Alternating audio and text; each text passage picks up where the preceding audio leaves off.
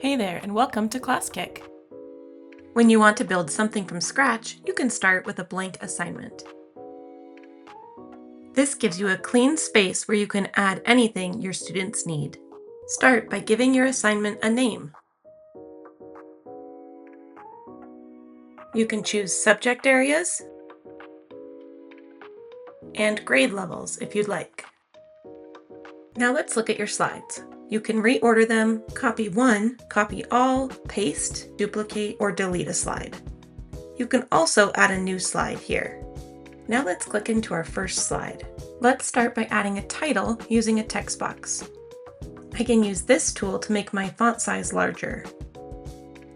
I can also use my toolbar to change my font color, background color, line color, font, and duplicate an item. You can delete an item by choosing the red garbage can icon. Add another text box to give your students instructions so they know what to do.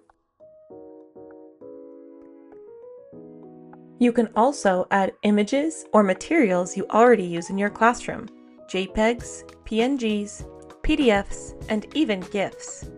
When you import a file, you have the option to import all pages, import just the page you're on, or take a selection of a page. You don't need to build everything at once. Just start simple and build from there. Learn more at classkick.com.